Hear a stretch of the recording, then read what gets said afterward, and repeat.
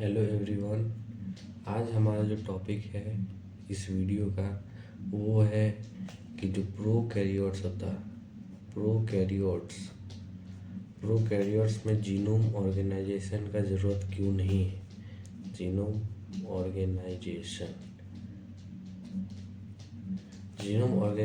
का ज़रूरत क्यों नहीं है प्रोकैरियोट्स में। ठीक है, तो हम लोग देखते हैं सबसे पहले प्रोकैरियोट्स मतलब क्या होता है। प्रोकैरियोट्स में जो प्रो है इसका मतलब होता है बिफोर, और कैरियोट्स इसका मतलब होता है न्यूक्लियस। तो बिफोर न्यूक्लियस, जब न्यूक्लियस जो डेवलपमेंट हो रहा है उससे पहले वाला जो भी ऑर्गेनिज्म होता है उसको प्रोकैरियोट्स बोलते हैं।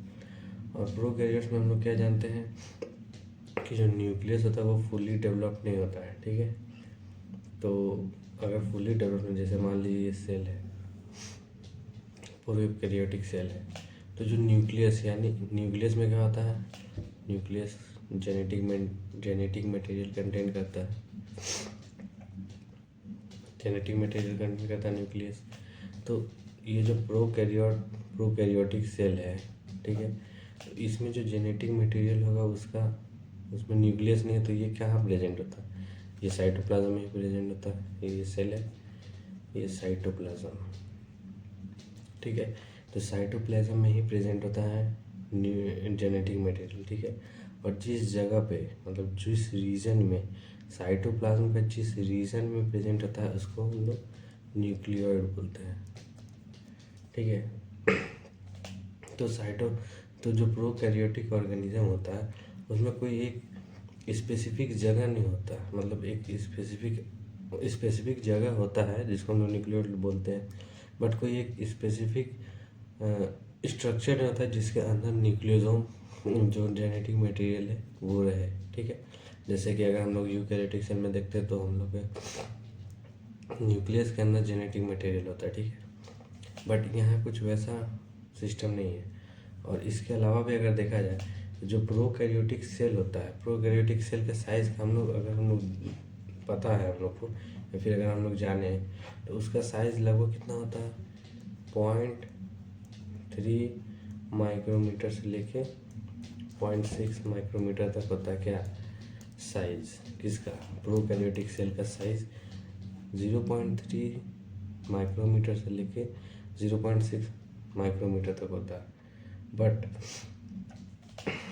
जो हम लोग का इसके अंदर जैसे इतना बड़ा सेल है, ठीक है, इसका साइज़ ये है, तो इसके अंदर का ये जो कंटेंट है ये क्या होगा, इसके अंदर और छोटा चीज़ होगा तब ना इसके अंदर रहेगा। जैसे मान लीजिए इससे बड़ा कोई रहेगा तो इस सेल के अंदर तो नहीं आ पाएगा, और डीएनए मटेरियल तो और छोटा होगा। ठीक है, इसके लिए और छोटा था तो कितना होता है, 4.5 से लेकर 5.5 मेगा बेस पेयर साइज होता है किसका, जो जेनेटिक मटेरियल है इसका बेस पेयर का साइज़ 4.5 से लेकर 5.5 तक का होता है। बट अगर हम लोग वहीं अगर यूकैरियोट्स में देखें तो वो कुछ 10⁻6 तक जाता है, 10⁻6 बेस पेयर होता है। बट यहाँ पे देखिए 4.5 से 5.5 मेगा बेस पेयर ही है। ठीक है, तो ये ज़्यादा बड़ा स्ट्रक्चर नहीं है। ठीक है, इसके लिए इसमें हम लोग जीनोम का ऑर्गेनाइजेशन की ज़रूरत नहीं होता है। ये कि स्पेशल जगह में भी, जैसे न्यूक्लियोइड है, ये स्पेशल रीजन में ही वहाँ प्रेजेंट रह सकता है, डायरेक्ट साइटोप्लाज्म में ही रह सकता है। ठीक है, अगर वहीं पे मान लीजिए प्रोकैरियोट्स में अगर एक दूसरा स्ट्रक्चर होता, जैसे ये सेल है, इसके अंदर कोई अगर एक स्ट्रक्चर होता और इसी में फिट कराना रहता तो हम लोग को ज़रूरत पड़ता। बट ये क्या है, ये थोड़ा सा खुला हुआ भी रह सकता है, बट इसी रीजन में रहेगा। ठीक है, तो हल्का सा खुल के भी रह सकता है, बट अगर एक स्पेसिफिक जगह हो जाएगा तो इसी में इसको एडजस्ट करना पड़ेगा। जब एडजस्ट का ज़रूरत पड़ता है तभी हम लोग किसी भी चीज़ को फोल्ड करते हैं। जैसे मान लिए अगर हम लोग को अलमीरा में कपड़ा रखना है, तो अगर ये खुला हुआ कपड़ा अगर घर में कहीं भी फेंक सकते हैं, बट अगर अलमीरा में रखना होगा तो इसको एक तरह से फोल्ड करके ही रखेंगे, फोल्ड करेंगे तभी रख पाएंगे।